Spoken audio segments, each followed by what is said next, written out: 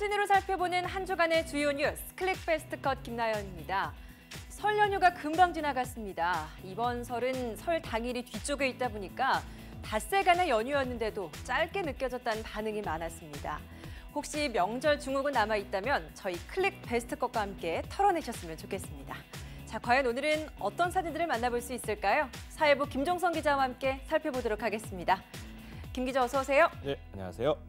명절 증후군 말씀을 하셨는데 저는 설날 당일에 출근을 했거든요. 그래서 아쉬움이 좀 더 남는 것 같습니다. 오늘 저희가 첫 번째 사진으로 이미 좀 지난 사진이긴 하지만 설 연휴와 관련된 사진 준비해봤습니다. 네, 오늘 첫 사진 빨리 만나보도록 하겠습니다.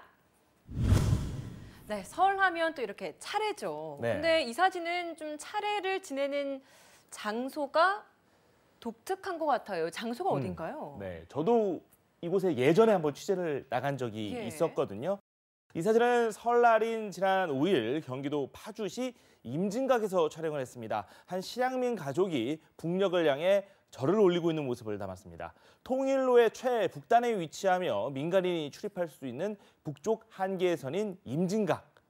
실향민들에게 있어서 이 마음의 고향이라고 할 수 있는 곳입니다. 이날 임진각 여기저기에는 실향민들이 각자 준비해온 음식을 펼쳐두고 북쪽을 향해 차례를 지내는 모습을 흔히 볼 수 있었습니다. 무엇보다 정성껏 차린 제단에 술을 올리고 북녘을 향해 절을 올리는 모습이 인상적이라고 할 수 있습니다. 등록된 이산가족 13만 명 가운데 현재 생존자는 5만 6천여 명에 불과합니다. 실향민들은 이날 남북관계가 차츰 개선되는 모습을 지켜보면서 생전에 다시 고향 땅을 밟을 수 있을까 조심스러운 기대를 품기도 했습니다. 네, 이날 임진각에서는 천여 명의 실향민들이 한자리에 모여서 망향 경모제 행사를 갖기도 했죠. 네, 그렇습니다. 실향민 단체인 통일경모회는 매년 설 명절에 실향민과 탈북민 등을 초청한 가운데 이 망향 경모제를 열어 망향의 한을 달래는 한편 이 북녘의 조상을 기리고 있는데요. 이날 행사는 통일경모회가 주최하고 통일부 이북오도위원회, 이북도민회 중앙연합회 등이 후원해 오전 11시 20분부터 1시간 동안 열렸습니다. 조명균 통일부 장관 그리고 바른미래당 손학규 대표, 황교안 전 국무총리 등이 참석해 실향민들과 자리를 함께했습니다. 망향 경모제에 참석한 조명균 통일부 장관은 실향민들을 위로하면서 이산가족 어르신들이 이번 설 명절에 이산가족 문제 해결에 조그만 진전이라도 있기를 고대하셨을 텐데 바람을 이뤄드리지 못해서 죄송하다라고 밝히면서 이산가족 문제 해결을 지켜봐달라고 다시 한번 당부했습니다. 네, 북녘을 향해 절을 하는 실향민들의 모습을 보니까 북한의 설 풍경은 어떨까라는 궁금증도 생기는데요. 네, 맞습니다. 저희가 관련 보도를 전해드린 바 있거든요. 일단은 저희가 사진을 한 장 더 살펴보고 이야기 나눠보겠습니다. 네, 이렇게 아이들이 풍선을 들고 기쁘게 웃고 있는 모습. 뒤에 보니까 2019 1심 단결이라는 문구도 눈에 띄네요. 네, 그냥 이런 문구들을 보지 않고 사진만 멀리서 봤을 때에는 우리나라 같다라는 생각이 들기도 합니다. 그런데 분명 이 사진은 북한에서 찍은 사진입니다. 지난 6일 조선중앙통신이 보도한 사진인데요. 설 명절을 맞아 북한 어린이들이 즐거워하는 모습을 포착했습니다. 북한에서도 음력 설을 맞아 온 가족들이 모여서 명절 음식을 만들어 먹는다고 하는데요. 녹두지짐 같은 부침개에 떡국 한 그릇을 함께 먹으면서 나이를 한 살 더 먹는 문화는 우리와 마찬가지라고 할 수 있습니다. 윷놀이나 연날리기를 비롯한 민속놀이도 빠지지 않는다고 하는데요. 이외에도 널뛰기, 썰매타기, 팽이치기 등이 설날에 북한 주민들이 즐겨하는 놀이로 꼽히고 있습니다. 또 세배를 드리고 덕담과 세뱃돈을 받는 모습은 우리의 모습과 다를 바가 없습니다. 친척들 간에는 설 선물로 달력을 주고받는다고 하는데요. 달력이 비록 우리에게는 흔한 물건인데 북한에서는 아주 인기 있는 선물이라고 합니다. 이렇게 참 비슷한 점이 많지만 차이점도 분명히 있을 것 같아요. 뭐가 좀 다른가요? 네, 우선 북한에서는 이 조상을 기리는 차례 대신에 김일성 주석과 김정일 국방위원장의 동상에 참배하는 것으로 설날 아침을 시작한다고 합니다. 네. 고향을 찾거나 성묘를 가는 일은 아주 드물다고 하는데요. 교통수단이 발달돼 있지 않은 데다가 다른 지역으로 갈 때 당국으로부터 여행 증명서를 받아야 하기 때문입니다. 또 설날하면 대표적인 음식은 역시 떡국인데 이에 속담에 나온 것처럼 북한에서는 과거에는 꿩고기나 닭고기를 넣었는데 요즘은 돼지고기를 넣는 경우가 많아졌다고 합니다. 또 날로 높아지고 있는 북한의 서커스 수준에 맞춰서 보기에도 아찔한 공중 그네 타기 그리고 훌라후쇼 이런 것들을 보기 위해서 새 공연장을 찾는 이들도 늘었다고 합니다. 평양 시내 곳곳에서는 곰돌이 풍선 등 서구 캐릭터가 곳곳에도 눈에 띄고 외국인 관광객 역시 많이 늘어나는 등 날로 개방되는 면모를 쉽게 찾아볼 수 있다고 합니다. 닷새간의 설 연휴 항상 느끼는 것이지만 설 연휴 마지막 날에는 늘 아쉬움이 많이 남는 것 같아요. 네, 그렇습니다. 다음 사진을 통해서 더 이야기 나눠보도록 하겠습니다. 네, 이렇게 캐리어를 들고 분주하게 움직이는 다리 모습이 많이 담겨 있는데 이 캐리어 하나하나에 참 고향의 정들을 많이 싣고 다시 돌아왔을 것 같아요.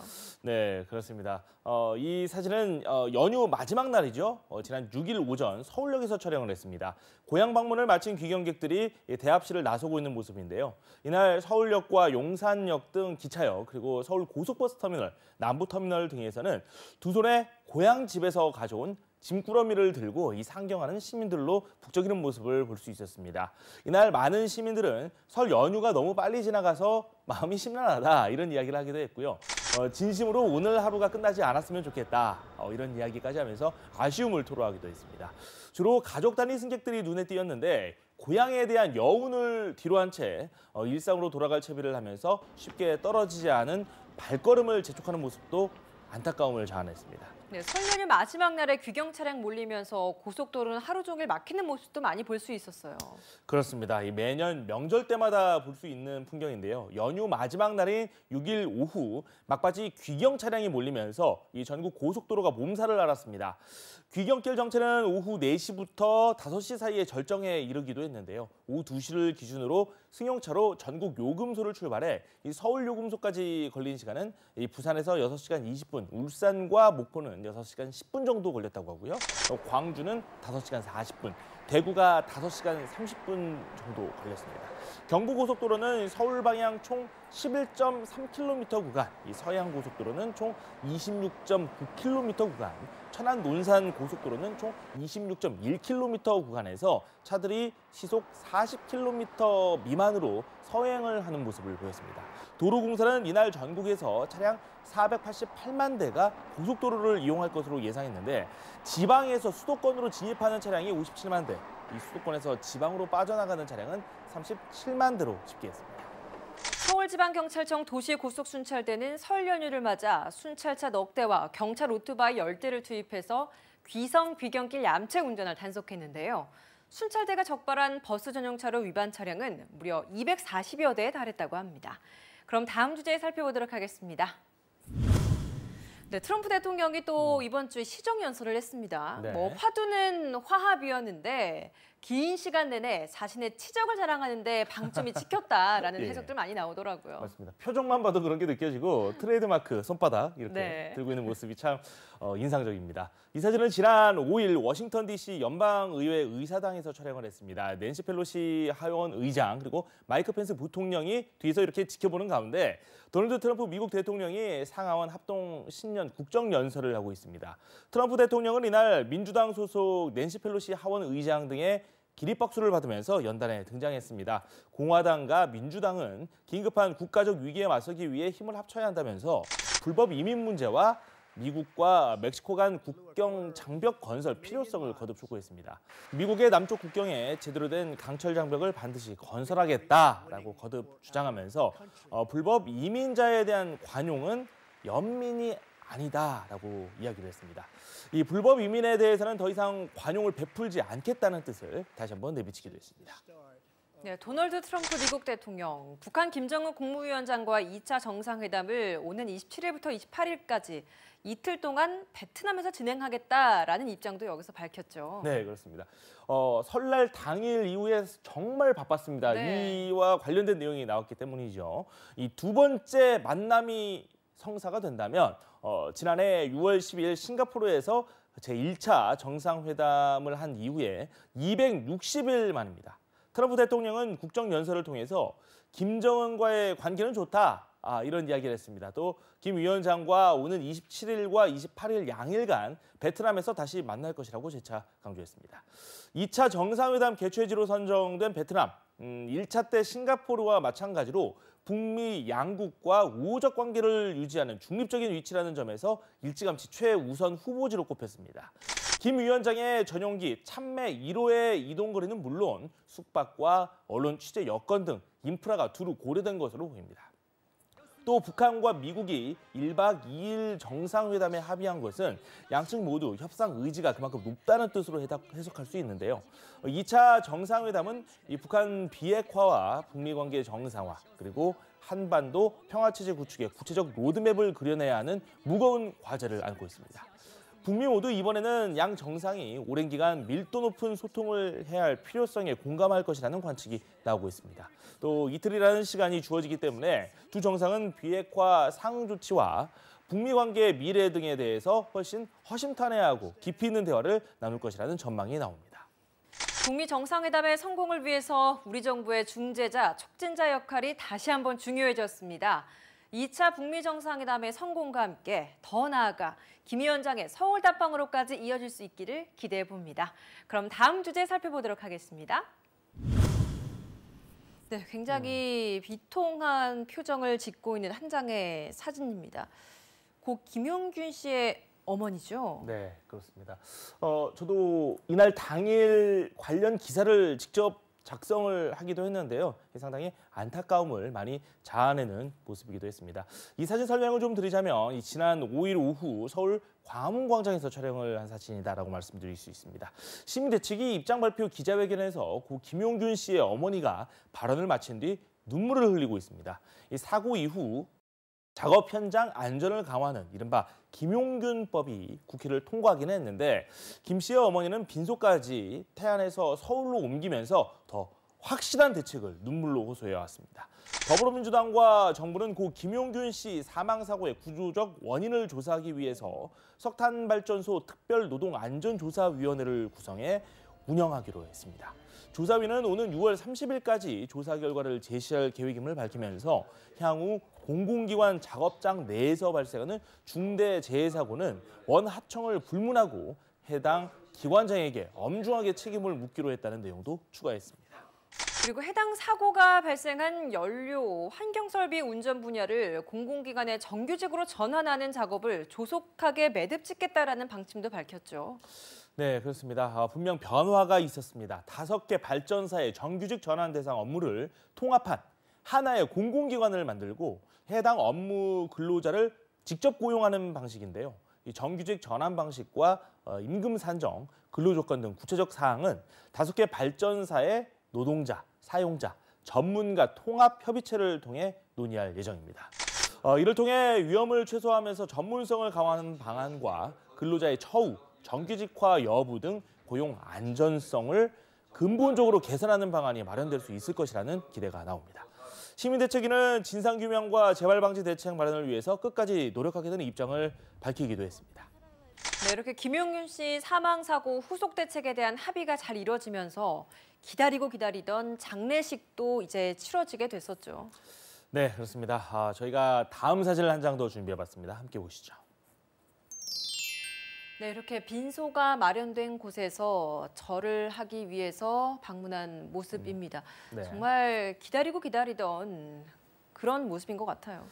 네, 좀 안타까움이 많이 느껴지기도 하죠. 지난 7일 오전 서울 종로구 서울대병원 장례식장에서 촬영을 했습니다. 김용균 씨의 빈소를 찾은 시민이 조문을 하고 있는 모습인데요. 김용균 씨는 작년 12월 11일 오전 1시 충남 태안군 원북면 태안화력 9 그리고 10호기 발전소 근무 중 컨베이어 벨트 이상을 확인하다가 기계에 몸이 끼는 바람에 숨을 거두고 말았습니다. 불의의 사고 이후 2달이 다 돼가도록 미뤄졌던 장례 마침내 치러질 수 있었습니다. 시민대책위는 지난달 22일 김용균 씨를 충남 태안에서 서울대병원으로 옮긴 뒤 설 전에 장례를 치르게 해달라라고 요구를 하면서 단식 농성을 벌였습니다. 15일 동안 단식 농성을 벌였는데 당정과 합의안을 도출하면서 장례 절차에 돌입할 수 있게 된 겁니다. 고 김용균 씨의 장례는 지난 7일부터 서울대병원 장례식장에서 3일장으로 치러졌습니다. 민주사회장으로 치러진 이번 장례에는 조문하는 일반 시민들의 모습도 쉽게 찾아볼 수 있었습니다. 위험한 현장에 투입되는 하청 근로자를 허울뿐인 정규직으로 신분 전환만 한다면 김 씨 죽음의 의미만 퇴색시킬 뿐이라는 주장도 나오고 있습니다. 직접 고용에만 집착하지 말고 위험 방지 비용의 현실화에 주력하라는 목소리 또한 외면하지 않았으면 좋겠습니다. 그럼 다음 주제 살펴보도록 하겠습니다.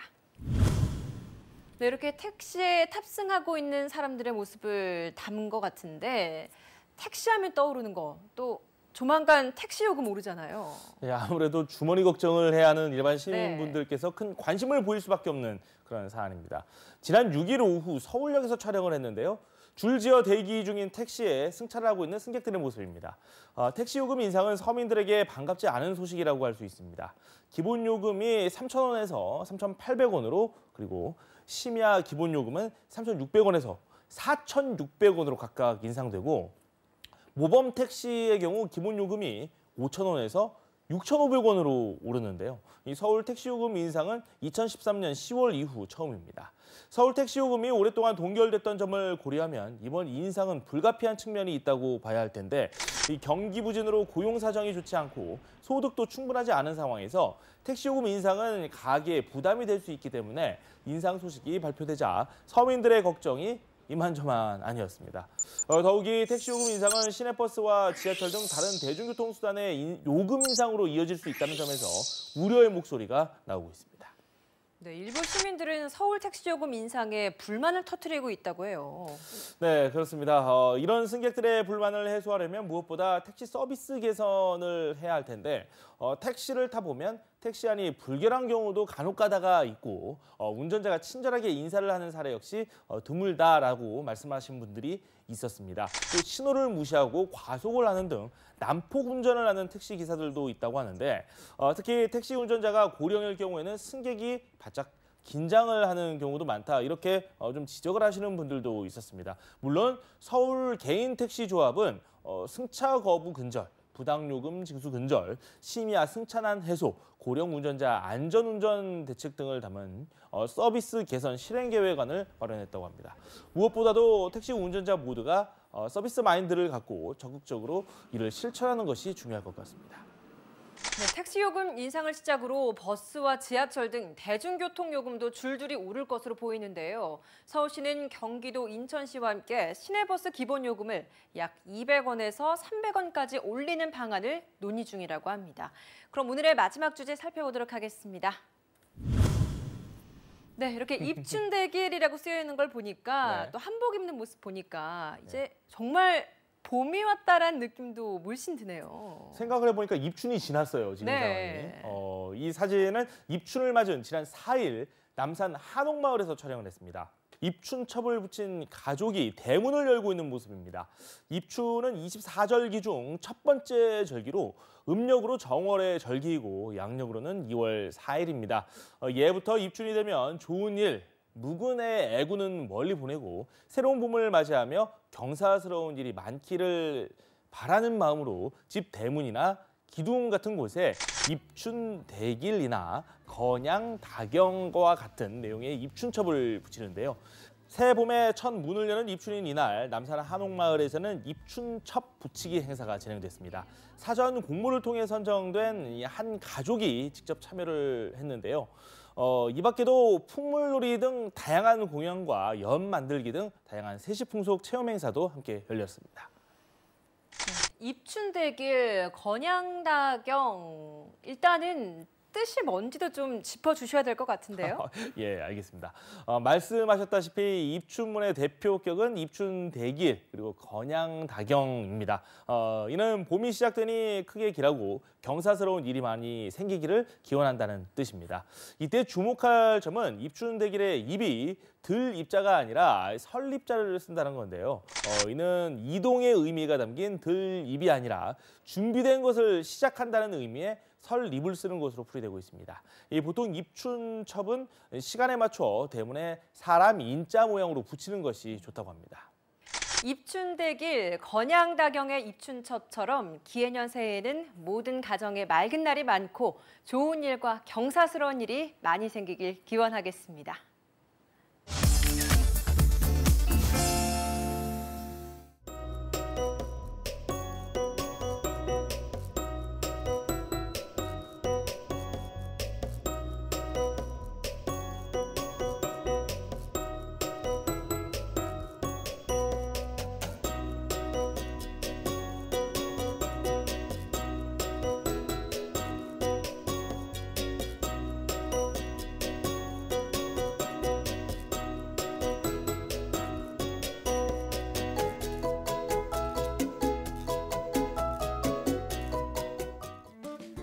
사진으로 살펴보는 한 주간의 주요 뉴스 클릭베스트컷. 오늘 준비한 사진은 여기까지입니다. 저희는 다음 주 토요일에 새로운 사진과 내용들로 다시 찾아뵙겠습니다. 시청해주신 여러분 고맙습니다.